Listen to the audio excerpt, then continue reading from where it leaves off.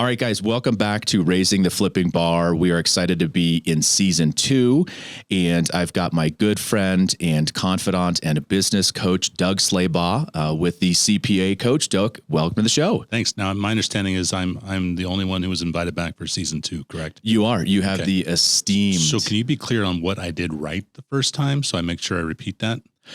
You were the only person that said yes. Oh.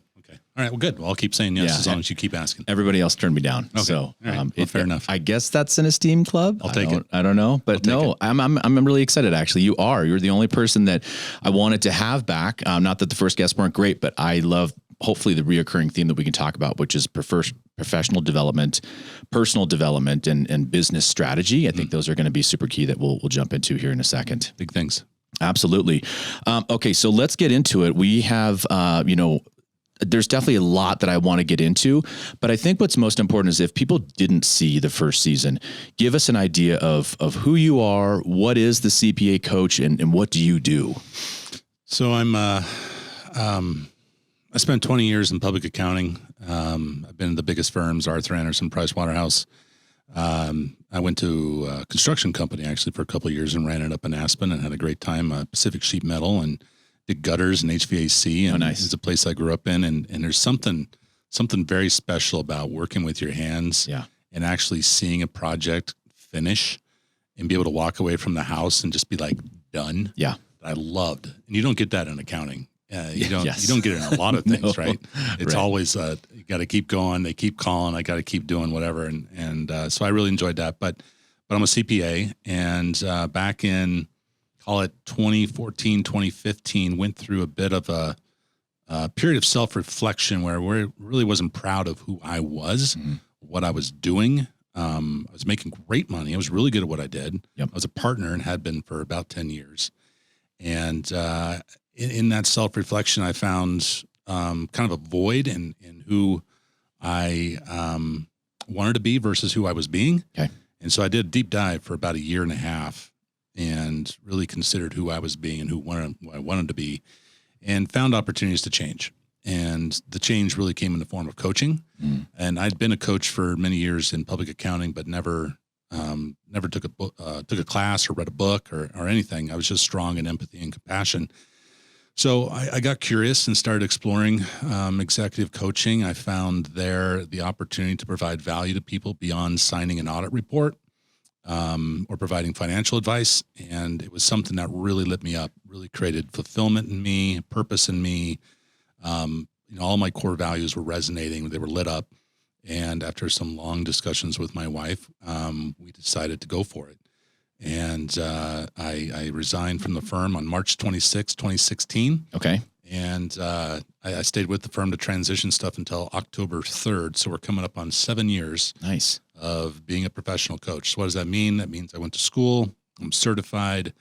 I'm watched by an organization called the ICF, the International Coaches Federation, which makes sure I'm operating with ethics, and I'm educating myself. I'm tested. My experience is vetted, and it allows me to continue to put myself out there as a professional coach. As you may know, coaches are a dime a dozen. Yes. And a lot of them have credentials and schooling, and others just decided to be a coach, and there's nothing to stop them because there's no barriers to entry. So I wanted to treat it very much like the CPA designation. It's professional. It's important. It's something that behooves the education and experience and professionalism to do. So I've been coaching since 2016. I coach currently my book of business is about 60% number crunchers. Okay. So that would be CPAs, CFOs, folks of that nature. And then 40% is kind of a cadre of all kinds of stuff. Business owners, crazy folks like real estate folks. Yep. I know lawyers. I had a Navy SEAL at once. That was entertaining. Yeah. Just a mix of entrepreneurs primarily in that 40%. So I'd label that kind of performance business coaching. Yep. And then my 60% with CPAs tends to be performance, career decision, or skill or behavior development. Okay. Nice. Is that as long-winded of an answer as I could have given, or that's good. Going? We have to end. We're out of time. All right, out of time. That's I apologize. Fast. Okay, good. No. And what I love, and obviously we've known each other for quite some time before that. So I'm fortunate enough to know. Where did we meet? Did we meet at F3? Was that? No. Yes, it was. It was. Yeah. So you're right. We met with a common friend who's a professional athlete and was making us run around in the cold at 6 a.m. and feel bad about ourselves physically because he's an NFL player and he still looks like he could play in the NFL. And you got a bunch of dads running around. Were you there in the first morning? No, luckily I came in like a year later. Right, because you were like scattered at first. Like you show up and then you disappear for a while, and then you show up and disappear. But the first morning it was raining. And it was our first experience of this, and it's 6 o'clock in the morning, and they say go meet in a field, and dress appropriately. Which to me, I don't really know. I'm rain slick, like rain shoes. No. This is running shoes, shorts, t-shirt, and then next thing you know, we're on our hands and our feet, and we're doing bear crawls through the rain. And that wasn't even the worst one. The worst one was negative like 10 that we were out there in the snow. Like our workout was literally that one. Shoveling snow. Yeah, that was freaking. That was our workout that day. Yeah, like grab a shovel and we're shoveling today. Right. And that was what was wrong with us. Yeah. That definitely was like a mind over matter. I felt like maybe I needed to be a Navy SEAL to get through some of those workouts. Right. And then we ran Tough Mudder races together, and Spartan races together. So those were fun. So we started with athletics, and then we've ended with basically development, professional, personal development is where we're at now, right? Yeah. Now you strain me mentally instead of physically. I give you different kinds of exercises. Yeah. Mental kind. That's right. Yeah. That's right. But I think that some of the things that I really like about your practice and your business is that you truly can dive deep into the numbers. I think sometimes you're right. To me, coaching can be very raw and motivational, and some people need that. And some people need that at certain points of their business career. But I think that's a great hybrid role that you've got, that you can dive into the numbers, because people can have great top line revenue, but if they're not managing, their numbers and their money, especially in real estate investing, I think our industry is very akin to get a bunch of deals, run around like a crazy person, make big money per deal. And then, you do your taxes at the end of the year. Hopefully you've saved enough to pay those taxes. And if not, you're like, shit, I just did a bunch of work and I don't really have that much money. Maybe that's something that you could talk about, is how you help clients, and maybe some tips for our audience about just really being dialed into your numbers and not just the raw coaching side of things. Because great, again, you can get top line revenue, but what's something that people need to consider to make sure that you're just a financially stable company? Well, I'm still a CPA, so it was important to me to keep that designation for credibility, and also that it kept me somewhat sharp. So maybe to answer your question, I have collected perspectives in my life.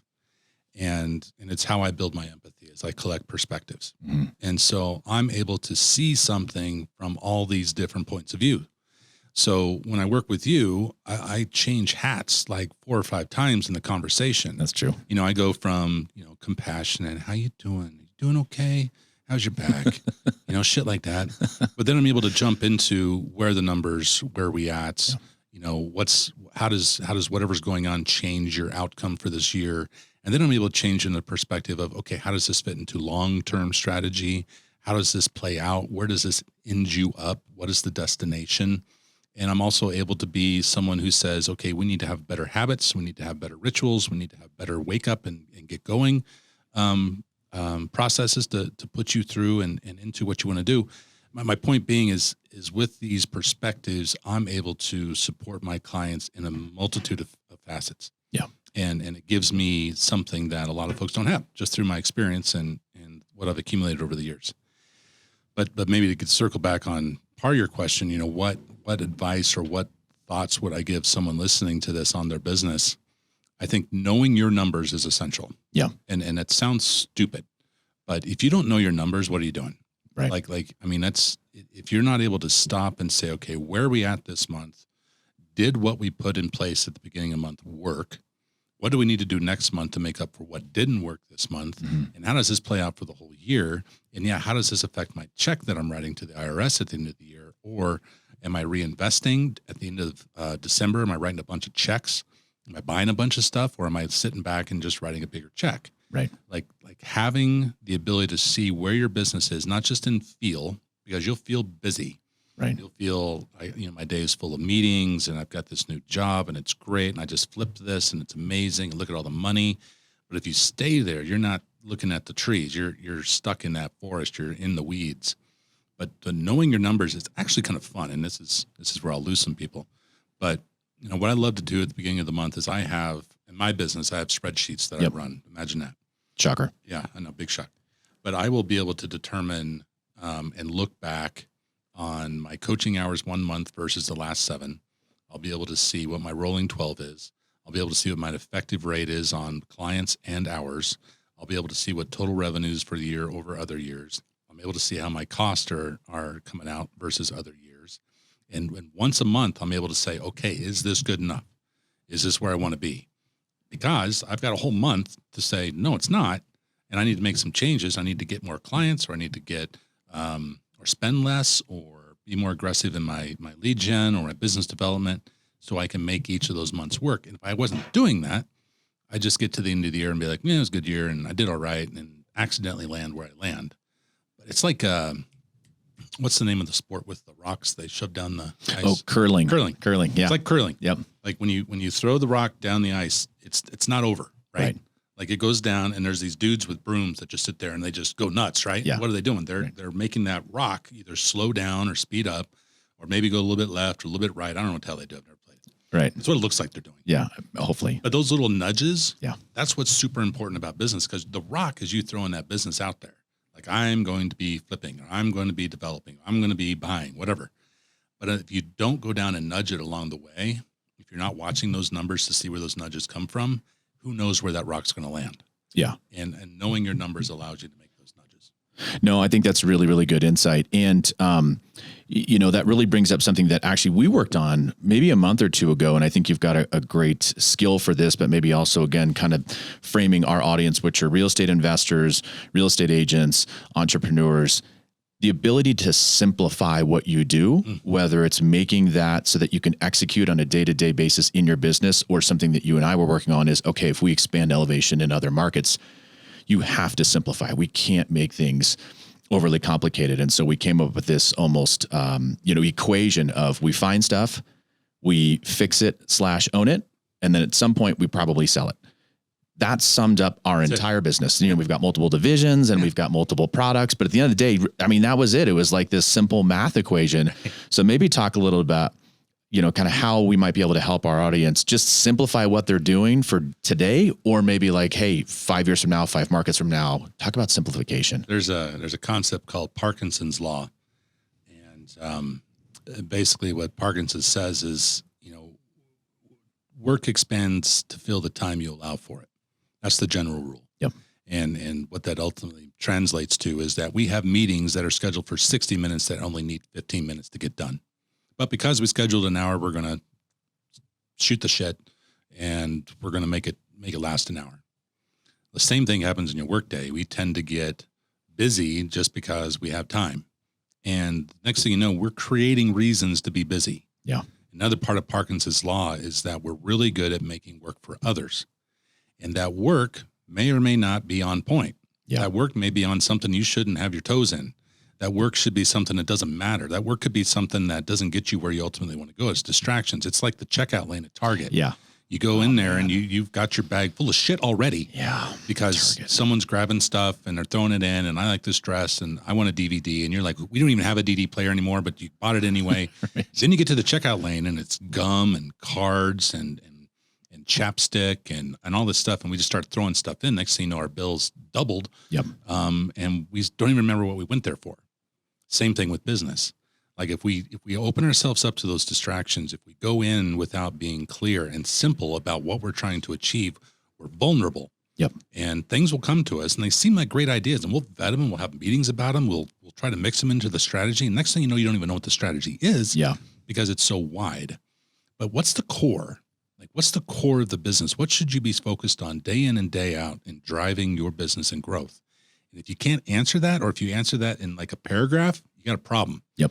Like, it should be as simple as we find, we flip, we sell. That's it. Yeah. That's it. It's not complicated. We don't have to throw all this other shit at it. We don't have to build upon and build upon and build upon and create more work for everyone to do this core. And so knowing the core is step one. Step two is learning how to say no. Yeah. Yes. Because we as people tend to be really good at people pleasing. And this is somewhat cross, but I call it the PP. You've got your pee out. Yeah. And people look at me and they're offended. I'm like, you're a people pleaser. I'm like, oh yeah, I know what you're talking about now. I was like, yeah, it was a little weird at first, but we sometimes have our pee out too much, and we're trying to please people, and we're saying yes to too much, and we're saying yes to people taking our time. That's the thing is, like, it's cliche, but our most valuable asset is our time, yes, and our attention, yes. But how frivolous are we in spending it? Are we saving it? Or are we just going to the Target checkout line, throwing our money and time everywhere to things that don't deserve it? And so the simplicity and finding that simplicity allows you to know what to say no to. Is this part of my core business? No. What the hell are we doing? Yes. Is this something that's going to help us drive our core business? Yes. Maybe not done there, but that's a good sign. Yeah. But if that people pleaser is out, we're going to have a tendency to say yes to a lot more things than we should have. And for no reason other than to not feel guilty. Yeah, I think that's key, especially in real estate investing. And I know, man, I obviously, this, but I've been guilty of it too. There's times where we thought, okay, great, we're going to flip. And then you meet somebody and you're like, let's flip in Vegas. And, I 6 months of boondoggles and 3 trips to Vegas later, and time and energy. Had I just focused and maybe wholesaled a few more deals or maybe picked up one more flip, the bottom line would be better. I'd be less stressed. I'd be home with my family more. So in real estate, we obviously get that shiny object syndrome really, really badly. But the tough thing is that a lot of times it's very complementary. So it's not like you're doing real estate investing and then you want to open a restaurant. You're like, well, I'm flipping houses right now, so why shouldn't I do multifamily?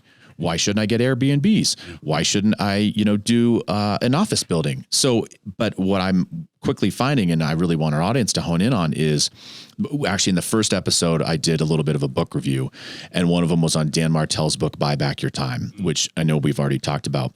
But a principle that he's got that I'm a huge fan of, and I think our audience would really like to maybe hear a little bit more about this, is if you do feel like there's an addition to your business and you can handle it, he's got a thing called the 10-80-10 rule, which is you as the CEO or the visionary are involved in the first 10%. You're helping get things off the ground. You're getting it up and running.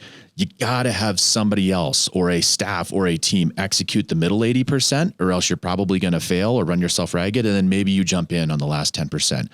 I know we talked about simplification. I know we talked about staying core to your business, but there's probably times where I was just thinking last night, I saw a commercial and I forget what the product was, but it was a very simple, just one little step over that they made. And it made perfect sense that product came out. Maybe just talk a little bit about, okay, when it does make sense or when you've got your business humming. I know people do get bored sometimes, and rather than just, let things go to hell in a handbasket, maybe just that little step over for a very complimentary product or a complimentary service when it works. When do you see that work? And maybe what are some of those keys that your clients go, okay, this makes sense? It's annoying as hell, but it depends. Yeah, fair. But it primarily depends on how clear your vision is. Okay. And if you have clarity and vision, what that becomes is a filter.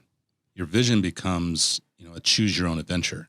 Because if you're clear on a vision, you want to get to the end of this book and you want to survive the horrible caves and monsters that are in this choose your adventure book, then it allows you to make decisions on your path there clearly. Does this get me to the end? Does this get me to that vision? And when multifamily shows up or condos show up, you ask that question, does this get me to the vision? And the vision could be something for the business or something for you personally. They should align if they are different, or at least you're looking at them from different perspectives. But if you have clear vision, it allows you to say yes or no easily. Yeah. Because otherwise you're like, well, I don't know, maybe this will get me there faster, or this sounds interesting, but it has nothing to do with where I want to go, but it's going to make money. I should do that. Right. But if you have clear vision, and again, it depends on how clear it is. If you've got it, then you can make those decisions leading up to it. Right. And on the way to it. Because if it doesn't fit into a tactic or a rock or a goal or something to achieve where you're trying to go, maybe your vision's wrong. Yeah. And you maybe need to redefine the vision and say, you know what, that's what it used to be. And I don't want to be that anymore. Now I want to own this conglomerate of all kinds of investments and put all my time and spread it throughout and whatever. That's fine. But change your vision. Yeah. Because that's what you're doing. When you say yes to something that's not aligning with what you perceive as your vision, you have changed it, or you have changed the terms of it. Maybe how long it takes or how big it is or how small it is, whatever it is. But having the definition of your vision so that you can see it and articulate. I remember one time I made you draw your vision. Do you remember that? Yeah, I do. It was a long time ago on a whiteboard. Yeah, you're right. And you drew like there was some mountains and some trees and there was a building, which interesting enough we're sitting in right now. Yeah, that is. Well, I guess that worked, huh? It's kind of interesting, isn't it? Yeah, you're right. Here we are. Yeah, that is pretty cool. But you drew a building. That's what you drew. Yep. And inside that building, there were people and resources to support you. And that was the clarity that you had then. And here we are 4 or 5 years later now. Yep. And we're in it. Yeah. But that clarity allowed you to get here. And so if you had said yes to a bunch of shit along the way and taken money and put it somewhere else, Yep. wouldn't be here. True. And you would maybe regret that. Maybe it'd be disappointing, or maybe you would be happier. Yeah. But the point is that having that clarity allows you to get where you're going, and those distractions are layovers, they're pit stops. You know, I get pissed when my kids have to pee between here and Aspen, Right? Because I know you can make it 3 hours without going, but yet they always end up stopping somewhere short. But that having that intention to get where you want to go and having that vision allows you to navigate the distractions and the squirrels. No, I think that's great, insight for our audience. I think another point that I wanted to get your take on is the concept of leverage. I know we've talked about it. I'm curious to hear maybe what you've done with some of your other clients, but leverage can be leveraging your staff, the human capital aspect to help you accomplish more and surround yourself with people that are better than you.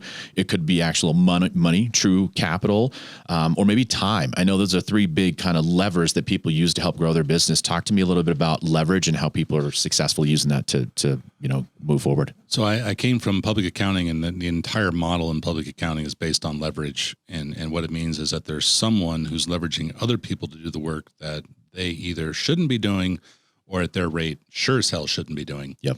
And it allows them to get more done. It allows them to get more clients. It allows them to scale with leverage. And for me, leverage is a factor of 2 things. It's the number of people in the leverage model, as well as how wide the leverage model is. You hear of some organizations being like a triangle, and there's others that are like a rectangle. Yep. And what it really means is, how many people report to the CEO is the difference between the 2, because the CEO could have 10 people reporting to them or 3. Right. And the 10 is a rectangle, the 3 is more of a triangle. But leverage is important because of your time. And as the business owner, or as the CEO, or as the president, or whatever you are, leverage allows you to do more of where you add the most value to the organization. And here's the trick, and maybe this is something for your listeners. What got you here won't get you there. We've all heard that cliche, right? Yep. But here's the problem. When you become an owner or a CEO, it's not about your production anymore. It's not about what you yourself do. It's not about the house you found, the subcontractor you worked with, or the relationships you founded to get the next job and earn the commission. It's about you running a team. It's about you leading. It's about you being a face for the community and for your business. It's about you making sure everyone's firing on all cylinders in the same direction. It's so much more, and that value that you bring isn't available if you spend all your time being a technician. Yep. Or producing, or earning commissions, or flipping. Like you've got to step up into the role where your value is no longer based on your production, but what is done through you. And through you requires resources, which can be delegated, can be hired. Yep. It can be automated. That's all through you, but that allows you to spend time doing what's most important, which I think this is per kind of our conversation in last season, is working on the business. More time there, less time in it. More time leading, guiding, strategizing, honoring the vision, making sure we're getting to the vision, pushing everyone, motivating everyone. It's like Coach Prime. Yeah. Right? Yes. The Buffaloes. Yeah. See, I was sitting out. This is a funny story. I was sitting outside Saturday morning watching the Colorado Buffaloes, and my friend had a projector in his yard, which, during the daytime, turns out projectors don't work that well. Yeah, they're not that great. But we suffered it and stayed outside. But during the game, I leaned over to a friend. I was like, "What exactly does Coach Prime do?" Yeah. And he kind of looked at me and he said, "Well, I think pretty much what you see. And what we see is this guy who's motivating, who's capturing, who's invigorating, who's inspiring, who's supporting, who's being seen. But how much real coaching does Coach Prime do? He says he's involved in all the decisions, and maybe he is, and maybe it's just a yes or no. Right. but how much, real kind of the football coaching does he actually do? Probably not much. Right. Why? Because he's got a great staff. He's brought in the best coaches. He's put people in positions that he trusts and are working and firing on all cylinders so that he doesn't have to, because he can focus on doing what he does best, which apparently is wear sweatshirts and cowboy hats and run up and down the sidelines. Yeah. But it's working. It's working. It's working. But he's put the right people in place that he's leveraging to make the team successful so far. And we'll see when the season ends where we end up. But yeah, here we are. But they're relevant. I mean, this will probably drop here in the early fourth quarter of 2023. And yeah, we'll see how it's going. But it put Colorado back on the map. CU hasn't been relevant for 20 years as far as football is concerned. And people are talking about it nationally, locally. It's all over the place. But here's a guy who knows his value. Yeah. He knows what from the day he left, he has been on camera showing the world what he's doing with his program. And he's showing everything that he's doing. He's opening the doors, letting people in. He's being transparent. He's being seen. He's being felt. We're coming. All the leadership stuff that he's been throwing at the players walking around in custom suits and famous people showing up to the game. Right. They're all gravitating towards this man who obviously was a great football player, has proven himself to be a good coach. But what does the coach mean in this case? It means it's someone who brings together the right people to work together on a team so that he can leverage them, trust them, rely on them. And that is a great leverage model. No, I love that example. And it's something that I hadn't really thought about and didn't kind of have in the notes, but I'd love to stay and kind of pull on this thread a little bit more, and which is culture. I mean, the way that guy turned around truly by definition, a losing culture, and in such a short amount of time, and shook things up and flipped 90% of his roster. And I think a lot of people thought he was crazy, whether you like it or you don't, whether it's right or whether it's wrong. It's looking like it's right so far. We'll see. We're only a couple weeks into the season as we record this sitting here today, but he is, a maniac for his culture, and he's going to die, pushing that culture forward one way or the other. Maybe talk a little bit about culture. And I'm trying to learn from him. How can you, run an organization? So culture to me is values in motion. Okay. Simple. And you're going to find all kinds of definitions if you Google it. But for me, my definition is values in motion. And what that means is an organization has certain core values, which they've identified as being important to them. It's their preferred way of being. Mm-hmm. Motion should be those values and evidence of them actually happening. So for instance, if community is a core value, then we should see actions around supporting the neighborhoods, cleaning things up, maybe giving to nonprofits, supporting schools, stuff like that. You see evidence of that value in play. So I'm going to put it back on you because I'm a jerk. So what do you see from that football team in action right now? Like what are some evidence that you see of what Colorado and Coach Prime is doing? To me, it's really about almost locking the doors from the outside and saying this is like that bunker mentality, because everybody doubted them from day one. They thought, here's a guy who was an amazing athlete, to your point, coached at Jackson State, a smaller school. You can kind of win at a secondary or tertiary level program, but can you come to D1 and turn something around? And he really didn't care. So he just shut the doors and said, this is who we are. And this is what we stand for. And then something that I think is really interesting is his mantra was, we coming. Well, they already won. And so he also doesn't have to, sit there and just stay with that message. And so something that I've kind of really tried to pick up, and it's his message now is, we here, which is pretty cool, I think. And it's that you can still adapt, but not completely lose what got you there and that identity and that culture. So he's not completely changing. He's still wearing his sunglasses and his chains and his Coach Prime gear or whatever. And it pisses some people off. I know you're a proud alumni, and I'm sure there's some other people up in the booster boxes that are not happy or weren't. They're sure as hell happy now, and they're coming to the games and people are paying money and selling merchandise and whatever else. So it's working. But it was that bunker mentality. And then it was just that slight little nuance of like, no, man, we're here. So that's been fun for me to watch. Like, how can we adapt to that? And first of all, I can't afford the booster box anymore. So, and you won't see me at the game anytime soon. If you watch the track record of how he arrived in Colorado, he was on a plane that night when he notified his team. to Boulder. He arrived at 1 or 2 in the morning on a Sunday. He spent the entire day meeting with individuals, touring the facilities. And how do I know? Because it's all on tape. Yep. He had a team meeting, which he laid it out very clearly what's changing here, which basically meant most of the individuals in that room were not going to be there after springtime. And that's what happened. Yep. And so he shifted the culture on day one by having a different expectation for how performance is perceived by the coaches. Yeah. And he made it clear. He didn't hide it.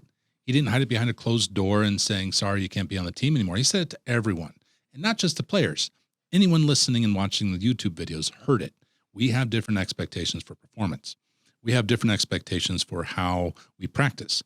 We have different expectations for how we're seen in the community too, because I don't know how he does it, but he's been to about every restaurant in Boulder by now because there's video of it. Yep. And he is ingrained in the community within 9 months. Right. That he has landed and been there, and all of a sudden he is as friendly with anyone as John Elway, right? Or any CU alumni. Like he is ingrained in that community. Why? Because it's one of his values.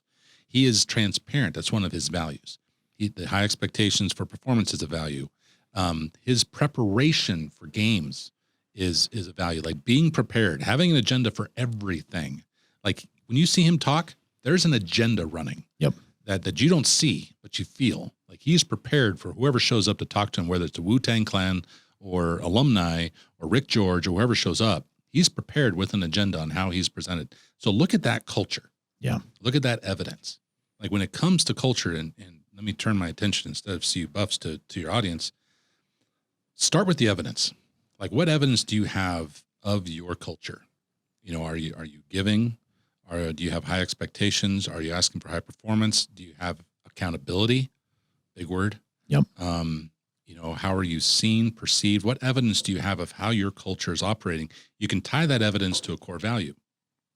Now that's reverse engineering it. If you want to be intentional about it, name the values first and create evidence of those values in play. Because if you're lacking evidence, those values aren't being performed. Your culture is just a bunch of stupid words on a sign in your office. Unless you can find evidence of those values, it doesn't exist. It's a fraud. Yeah. But if you can find evidence of how you like to behave, you can back into your values, you get to the same place. But what you really want to be intentional about is the evidence of your culture.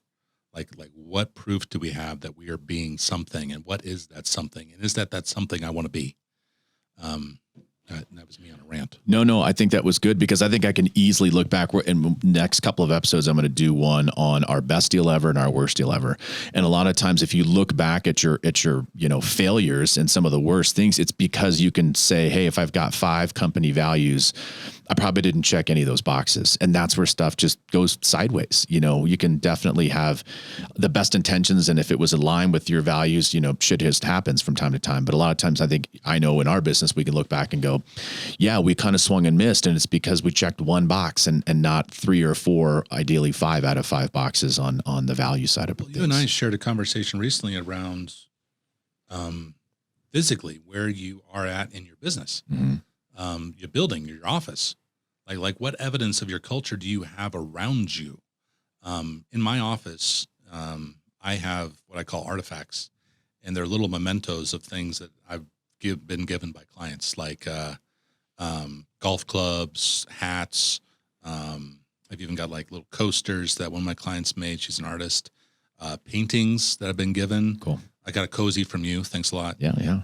So pretty much everyone gives me cool stuff except you. Right. But, true. But the point being is like I'm surrounded by this evidence of my work, and it lifts me up every day when I'm in there and I'm looking at these things and they're supporting me and they're giving me just that feeling of satisfaction, of clarity, of that's what I'm going for is an artifact. And that sounds cheesy, but I'm looking for that response from my clients of appreciation, of value, of thank you, of we did it, accomplishment.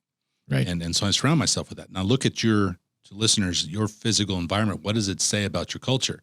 Is it a high paced, flashy? Are there pictures on the wall that support your culture and your effort? Are there meetings happening? Is there space available for professional as well as fun and relaxing? Are there get-togethers? Are you working together as a team? Is it accommodate working together as a team? What does your physical space say about your culture? And you've done an amazing job with this place in creating a place that will help your business thrive. Thank you. I appreciate that. Yeah, it's something that you don't really think about, but you're right that your physical environment really helps, whether you need to change it and, get some extra creative juices flowing, or whether, something is toxic. Your physical environment does make a big difference. Big deal. Yeah. Big deal. You talked about, worst and best investment that you've made. Did you read my response to your questionnaire around the best investment? Yes. Do you have a cordless blower? No, actually, Doug gave us hands down one of the more unique. We definitely help our audience kind of know ballpark what we're talking about on these podcast interviews. And no, I do not have one, and I obviously need to get one. Tell us, tell the audience what yours is. This isn't a plug for DeWalt, but it is. I've made it. Almost 50 years of my life without a cordless blower. Yes. And I introduced one to the house this year, and it has changed everything. My garage is cleaner than it's ever been. Patio. Love it. You rarely find a leaf or anything on it. The front entryway is just presentable at all times. Yeah. And it has changed my life. It was the best investment I've made in the last year is in a DeWalt cordless 20 volt MD something or other. Okay. Blower. I'm gonna get one because my neighbor has one, and it's been his best investment, but unfortunately all that shit is blown right in front of my house. That's the best one. I've got to defend myself, I guess. I got to defend myself. I put it out on the street, and I know it's going to roll down to one of my buddies' houses, so it's great to watch that just happen, just blow right on down off my driveway and into his. I love it. I love it. I've got one thing that I want to kind of get to. We've got a couple more questions. I want to be respectful of your time. The next one is when I'm talking to, other real estate agents, other real estate investors, developers, I'm asking them about the real estate market right now in Denver. What I would actually love to get your perspective on, because you've got a very diverse set of clientele, obviously very kind of quote unquote large sweeping question, but just the economy in general, leaning towards the end of 2023, 2024, people read the headlines. Maybe talk a little bit about where you and or your clients see the economy going. If it can be as narrow as how you feel Denver's going, great. If it's more of like a general U.S. economic outlook, like, are we truly headed for a recession? Do you think we're going to avoid it? And maybe our follow-up question we'll talk about is how are people dealing with it? But just in general, like, where do you see stuff going, or where do your clients see stuff going in the next, 15, 18 months? If I had to come up with a common theme across clients, it's a pinch. Okay, that's a good word for it. I think I see repeatedly efforts and momentum towards, call it efficiency, call it automation, call it offshoring, call it 1099ing. I just see a pinch where everyone is trying their damnedest to save dollars. Yeah. And they're making decisions based off of fear and potentially greed. And I don't like that word, but I'm just going to say it because I see it. Yeah. There is a real push towards maximizing returns at the sacrifice of something. Okay. And whether that be the sacrifice of hiring, sacrifice of moving at a slower pace, the sacrifice of being intentional, the sacrifice of time.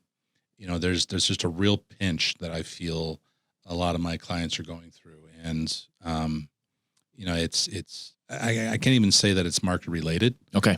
I almost wonder if it's society, or maybe just a different norm. True. But, there's just so much sensitivity to EBITDA and multiples and returns, which I'm not judging and saying that's wrong. I mean, it's capital markets and these are businesses. Yeah, of course.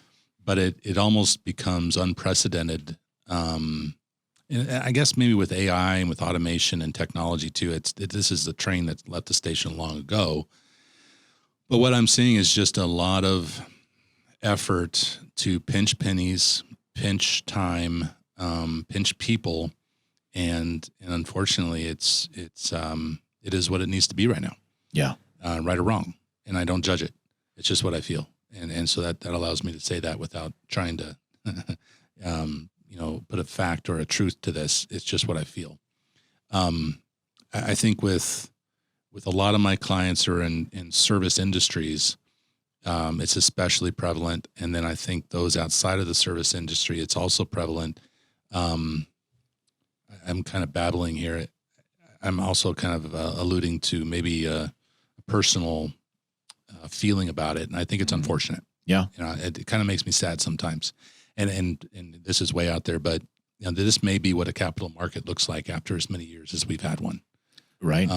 Where that gap widens between wealth and demographics and generations, and here we are, and it's just very much around greed, and people are pinching so they can survive.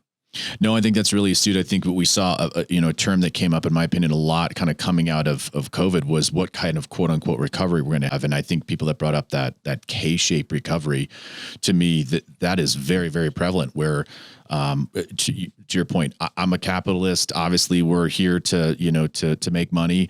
But I think we can do good at the same time, and we can help a lot of people, and that's going to make our business thrive even more. But I see, same thing of there's certain aspects of the wealthy getting wealthier, and the folks that are lower income that don't have those resources. So I think, not that I need to be Pollyanna, but how can we bridge that gap? I know it's something that you and I are both passionate about is education. I think it's something that we have to really get back into our school systems and help teach kids entrepreneurship and hard work and dealing with crazy things that happen. But I think you're right. I think there's some weird things going on right now that we haven't seen. The reflection is in bringing back culture into this, like how your business is either growing or making money or earning a profit. Does that align with your culture or what you intended your culture to be and your values? And there's nothing wrong with saying a value is greed. Yeah. Like it's okay. Right. Like I'm not going to say, oh, you can't have that one because it's wrong. No, it's totally fine. Have it, own it. But if you're being greedy, or if you're being profit driven, or if you're pinching in places you shouldn't be pinching, and if that's not per your culture or who you are, you got a problem. Yeah. You got a problem, because it's totally fine. Again, I don't judge it. I don't say it's truth that you should or shouldn't be greedy. I leave that to the individual, and I'll support them in whichever way they go. But just make sure your actions belie it. Yep. Make sure you know what you're doing, and whether it's COVID related or the government giving us too much money or whatever it might be. But it's just make sure that how you're acting is how you intended to. Yeah, and that's it. That's all I could say. And I think that in this economy, maybe this is what I'm saying. I think I'm seeing individuals, businesses acting in ways that aren't either per their values or who they are or who they're trying to be. And they're reacting to the situation, and it's causing them to be where they are. And here we are. No, I think that's super insightful. I've got two last questions. The next one would be, what is maybe, again, let's frame it with entrepreneurs, investors, the people that are primarily listening to this podcast. What's a good book that either you've read lately? I know you're an incredibly well-read person, but a book that you think our audience could really glean a lot from in helping them on their journey of dealing with challenges, entrepreneurship, business development, anything that you think might hit home with our audience. Well, I'm not going to go with the Hermosi default on this one. Yeah. He's got a new one out there. And I'm distracted because the latest book I bought was Jimmy Buffett's nice biography, just because I'm honoring him with his passing, and sure. I'm curious about his life more maybe than I was when he was alive, which is interesting. In my mind right now, I tend to go back to classics. The One Thing is a great read, especially around getting simple and focused. The Science of Getting Rich, which I think is a great book, and being intentional with your time and day. The Power of Now is a great book. The Power of Positive Thinking. Primal Leadership's a great book around emotional intelligence that I encourage anyone and everyone to read, especially in light of culture and what you're trying to build. Those are the ones that, notice most of the books I'm mentioning have been out for in some cases 100 years. Right. A lot of them more than 40. The one book I go back to probably more than any other is Good to Great. Yeah, it's good. Collins. And I would almost say, instead of going out and buying another book that's going to sit on your shelf, go back to the greats. Go back to Good to Great specifically, and Jim Collins. What's interesting about Good to Great is most of those companies that were great in his book aren't great anymore. Yeah. But the book's not about staying great. The book's about getting to great. And after that, it's kind of on you to hold that, right? True. But I go back to that book about once every year or 2 years, because those concepts still live. And getting back to the point of simple, it is simple. Focus on your hedgehog. Like what is your primary revenue driver? What are you passionate about? Getting into that hedgehog, getting into the harsh reality of where you're at, recognizing that this isn't where you should stay, creating the future you want, getting the right leadership team together, I mean, Good to Great lives still to this day. So rather than recommend a new book, Yeah, no, I love that. go back and read the classics and remind yourself of them. It's like when you haven't had something in a while, like Rocky Road ice cream. Yep. Like I love Rocky Road, but it's been probably years since I've had it. And when I have it, then I'm like, oh my God, how have I had anything else for the last year other than Rocky? I should just have Rocky Road ice cream every night. Totally. That wouldn't work for my body, but those going back to those classics, going back to those simple roots of business allows you to not be distracted by TED Talks and concepts that are just being put out there and rehashed and reformed and regurgitated in different formats. Getting back to those simple principles is where I tend to promote myself with my time, and would recommend others too as well. Yeah, you're right. Good to Great by Jim Collins. Fantastic. And he's up in Boulder too. His think tank's up there. Yeah. Oh, no way. Yeah, he's been up there for. I assume he's still there. I don't have like GPS on him right now, but I assume he's still there. Nice. Well, awesome. I want our audience to be able to have a chance to reach out to you and follow you. So how would you like people to get a hold of you? How can they reach out and how can they connect with you? You can find me on LinkedIn. You can find me on a website, which is www.coach.cpa. Email is doug@thecpacoach.com.